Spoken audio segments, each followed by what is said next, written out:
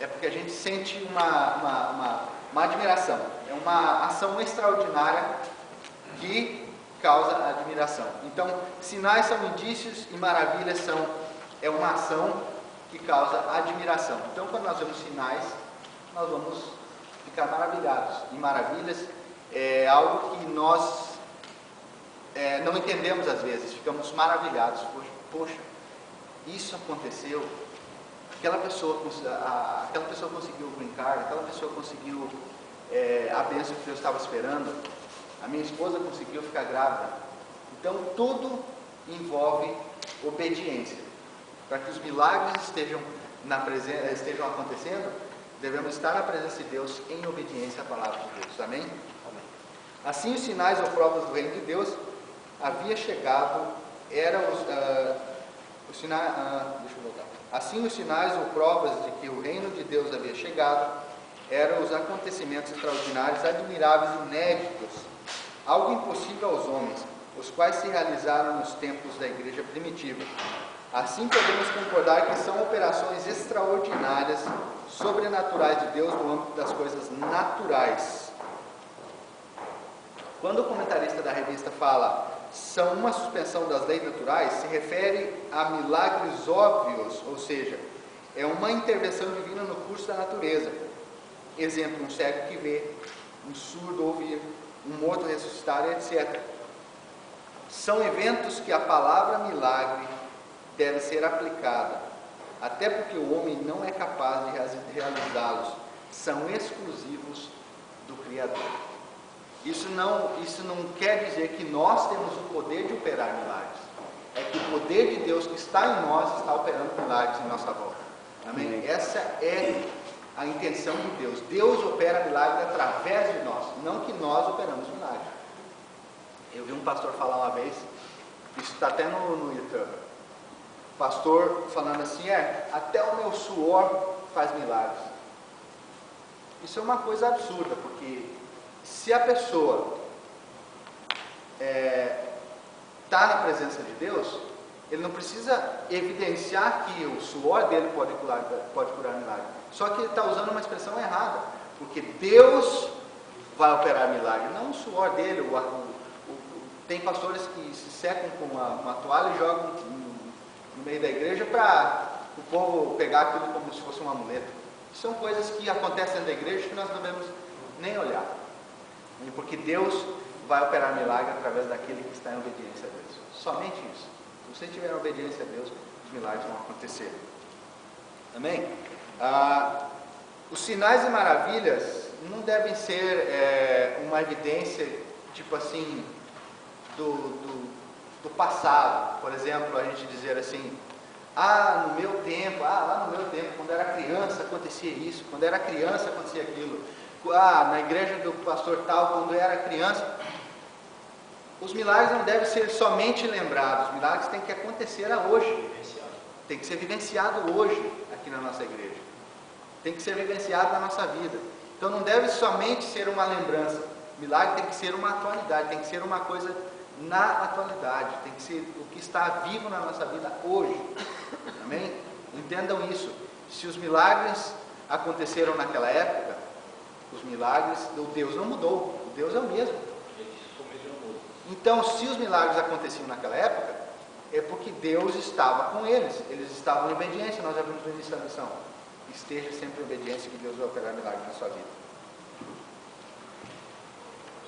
Se há milagres óbvios, também há milagres ocultos. Os milagres ocultos são os que envolvem a configuração dos eventos usando unicamente processos naturais, ou seja, Deus opera milagres secretamente em nossa vida através de processos naturais. O maior exemplo é o nascimento e vida de Jesus e outros eventos relacionados à sua morte e ressurreição, os quais aconteceram exatamente conforme profetizado. Contudo, Deus estava no controle dos eventos, ocultamente, até suas conclusões, a fim de realizar o maior milagre da salvação da raça humana. Portanto, os milagres ocultos são reconhecidos pelos olhos da fé e facilmente descartados pela falta de fé. Os irmãos entenderam aqui? Os milagres ocultos são os que envolvem a configuração dos eventos usados unicamente em processos naturais. Ou seja, Deus opera milagres secretamente em nossa vida. Às vezes nós não entendemos, nós recebemos coisas às vezes que nós não pedimos, mas Deus está trabalhando secretamente na nossa vida para nos dar, às vezes não entendemos. O irmão é um exemplo disso, ele estava testemunhando aqui na quinta-feira. Então nós não entendemos, às vezes nós pensamos, mas poxa, eu não pedi isso e aconteceu, como que aconteceu isso? Passou pela sua cabeça. Exatamente, mas Deus está trabalhando secretamente na sua vida para que o milagre seja acontecido. E para que isso seja contado, irmãos, tudo que acontece na sua vida através de Deus, o que você receber na sua vida, tudo que você receber, dê o testemunho, porque o testemunho vai levar outras pessoas a fazer da mesma forma, a estar em obediência na presença de Deus. Porque se você testemunha, se você testifica dos milagres de Deus na sua vida, vai edificar outras pessoas. Você vai falar, poxa, eu não posso receber então, se ele receber outro, eu não posso. Mas como é que eu vou fazer isso? A pessoa vai se interessar, vai buscar para que Deus opere milagres na vida dele. Eu disse aqui na quinta-feira, eu vejo pessoas com mais de 40 anos caminhando com Jesus, aplaudindo testemunho dos outros. Deus quer fazer na sua vida, na vida de cada um que crê. E se nem olhos viram, nem ouvido ouviram, nem penetrou em coração humano aquilo que Deus tem preparado para aqueles que o amam. Aos que ama, Ele abençoa até quando dorme. Está escrito, você tem que crer nessas palavras. Amém. Se você crê, a palavra de Deus, acabou, fique em paz, irmão, vai acontecer. Amém. Mas tem que crer, não fica duvidando, se duvidar, vai ter que Deus de agir. Oséias, um dos milagres que acontece na nossa vida que nós não percebemos, isso aconteceu com cada um de nós. Aconteceu milagres em nossas vidas que nós não percebemos. Um destes é quando nós aceitamos Jesus. Quando nós aceitamos Jesus, nós estamos cheios de situações de nossa vida complicada, cheio de sujeira. De maus. A gente pode determinar isso como se fosse uma sujeira. É uma sujeira. Isso, exatamente. É o pecado. De costumes pecaminosos, né? Muitos são viciados em cigarro, né? E viciam uma série de coisas. Então, muitos aceitam Jesus e daí ele até acredita que ele não vai conseguir ter uma mudança de vida. Quando nós falamos de converter a Cristo, ou seja, conversão é mudar de vida, né? Um fio que é 110 e você converte ele a 220, ele nunca mais, se você colocar lá, né, um aparelho que precisa de 220, não vai funcionar direito. Que precisa de 110, e no 220 acho que até queima, né? Queima. Então, o que acontece?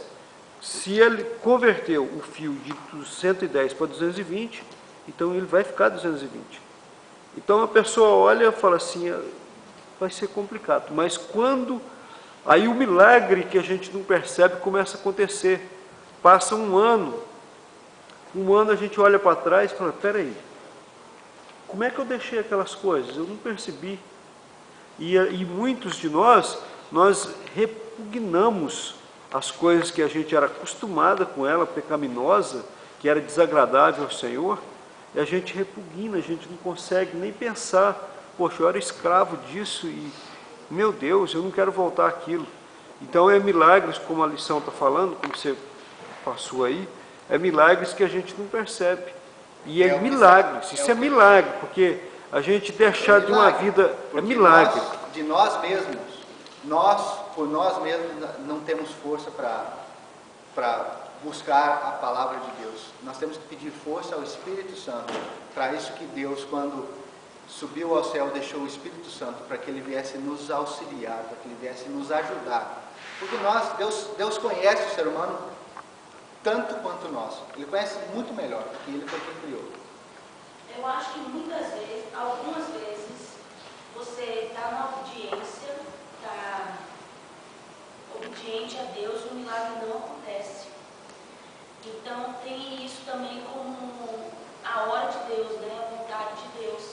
Que você não entende, às vezes eu estou fazendo tudo certo, eu estou obediente, eu estou indo para a casa de Deus e não acontece, eu estou esperando e não acontece. E a gente tem que entender que é a hora de Deus, né?